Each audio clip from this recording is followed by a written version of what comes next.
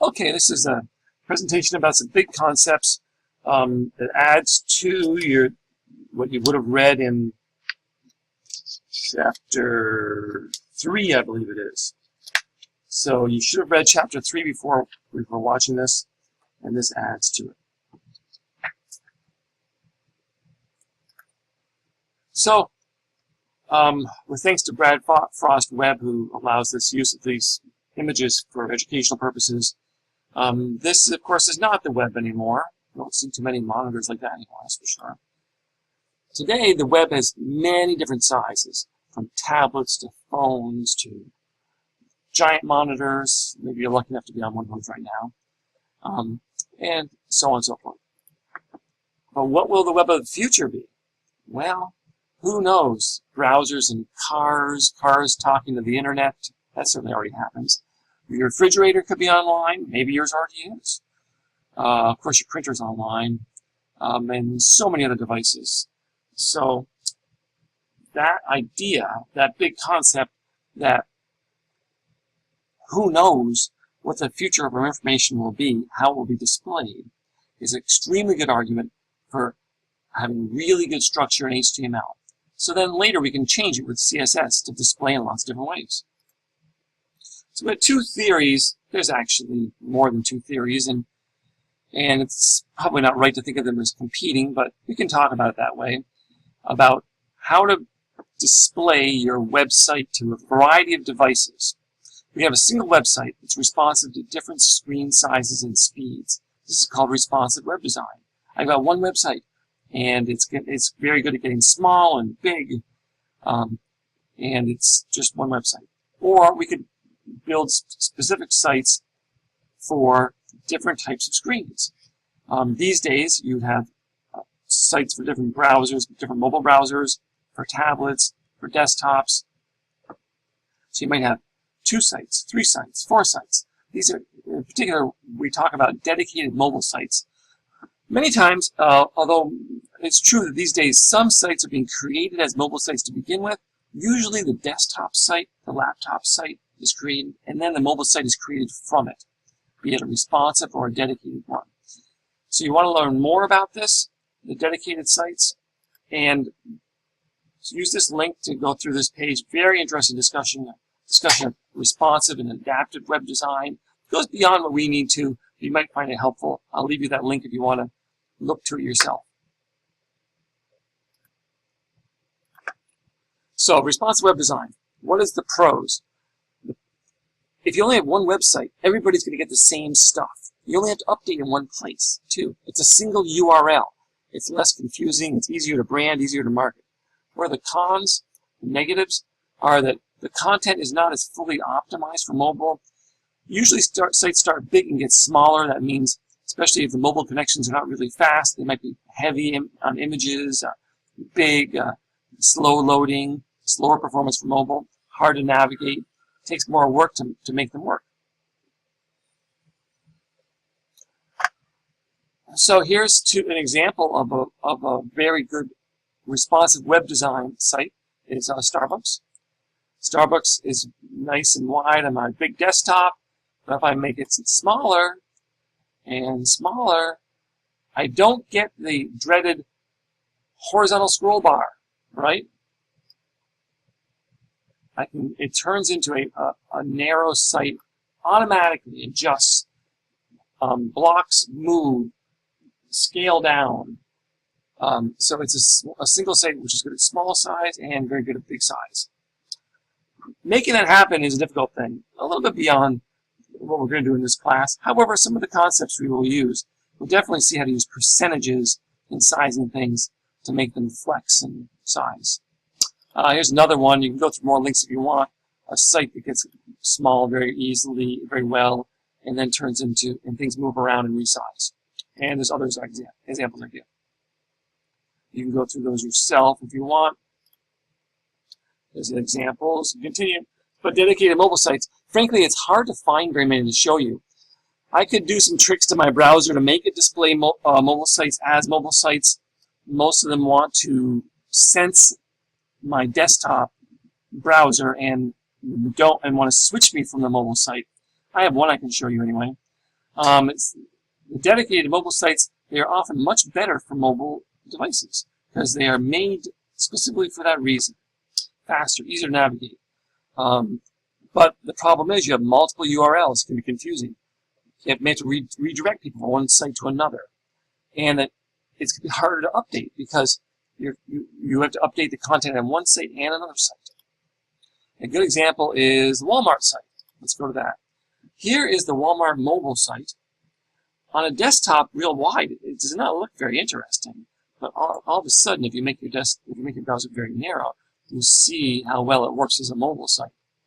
So it is made to be extremely fast and highly optimized for mobile. So there isn't a right or wrong in these things. It's just different ways to think about the way we design sites. Along with the question about is it going to be designed as mobile or responsive web or whatever, we have to think about accessibility and speed. Accessibility means we want our pages to be accessible to the most number of people. That might mean people with different browsers.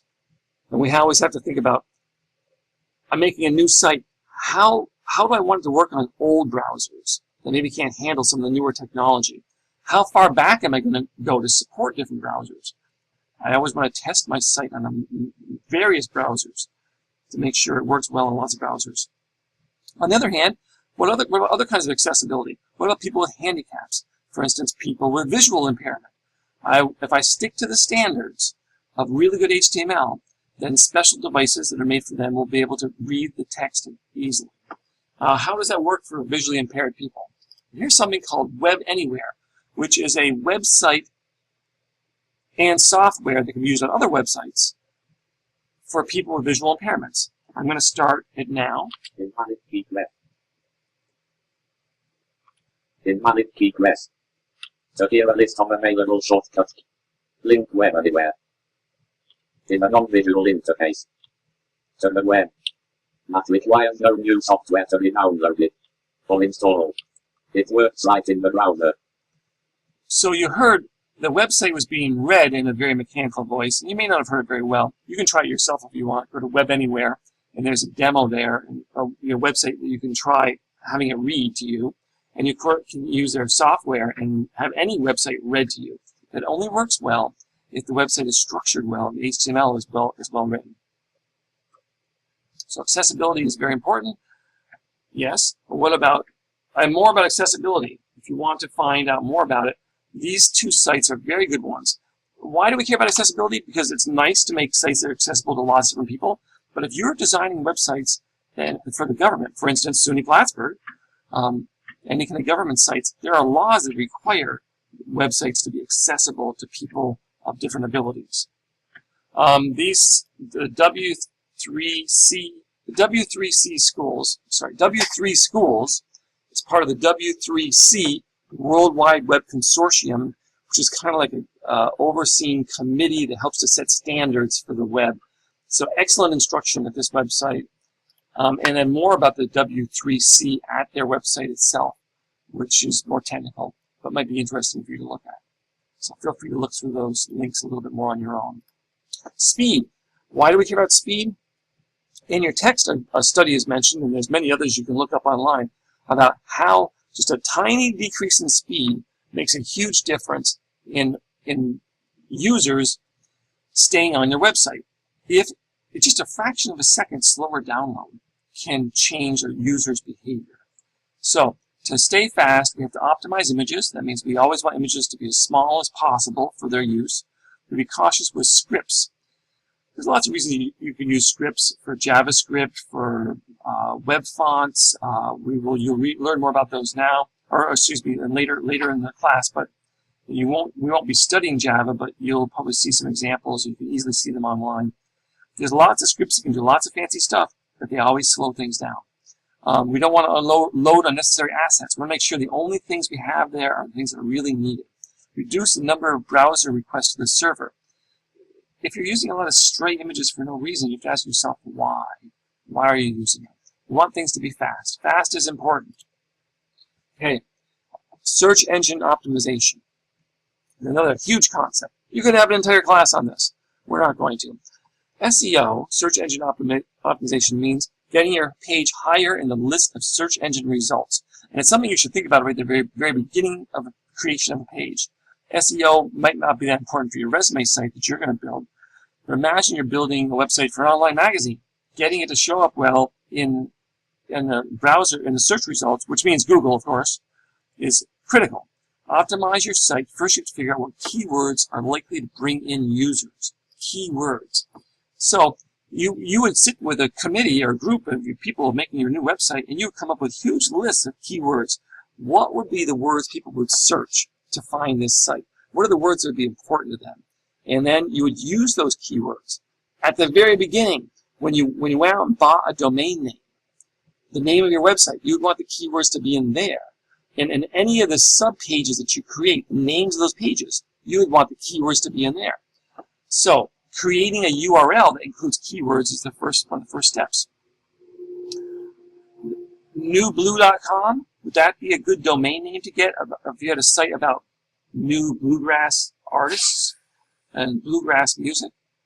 No, it would not. What does New Blue mean? I don't know what it means, but newbluegrass.com could be a good domain name. What about a weirdly long, generic name of an HTML document, as some websites give you? Very poor for SEO. But if we say artists and then name it GibsonBrothers.html, those words make sense both in creating the file names and in SEO. So at the very start, we think of SEO. And the title, the name of the website, in the head element. That's critical for SEO, so you want to make sure good information appears there. You put one keyword, maybe another keyword, and then the brand name or site name or business name as part of the title of every page. There should be some common things with the title of every page on your site, like your brand or site name, like New Bluegrass, for instance. But then you'd have a page that was called Artists, a page that was called New Music, a page that was called Instruments, a page that was called whatever. Those other keywords would also go in there, and maybe even a few keywords in the title. So the title is also what is displayed in the Google search engine results. That's the title. Page description with keywords might come. There might be other keywords involved. You might include lists of keywords in the head element, although it's not clear how important those are for SEO anymore. Keeping keywords in your headings is really important. Your H1s, and the bigger the heading, the more attention that SEO will pay to it. So we want keywords and headings. And we put keywords in other places, like in the actual text of the paragraphs.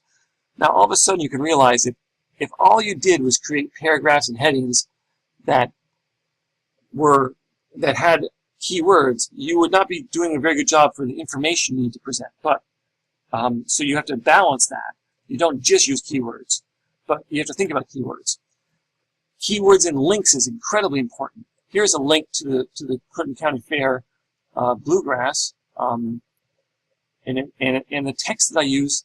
You will learn about how to make links soon. The visible text, which is shown on the page, is in between the opening and closing tags. 2013 Bluegrass Festival, Clinton County Fair in Plattsburgh. Having good visible text is important. But just saying click here, that's terrible use of an important SEO technique. Search engines give link text special attention.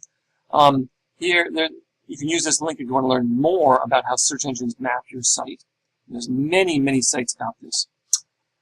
SEO, other on-page techniques is the alt text. When we include an image, we like to include alt text. Here's an example of an image, the image name. The alt text says, the Gibson Brothers perform at the 2013 Bluegrass Festival at the Clinton County Fairgrounds. Why do we include that? It's good for SEO, but it's also good if for some reason a reader has their images turned off on their browser, then they would see that text. And it's also good for people who have using screen readers, so they're having visual problems. They will get that text also. And meta keywords, let you read that page yourself, less important these days. Finally, it's critically important for SEO that you have other people to link to your page. Having a page that has lots of links going to it is also going to boost your SEO results. To do that, you have to contact other webmasters and try to exchange links or be a popular site that gets linked to.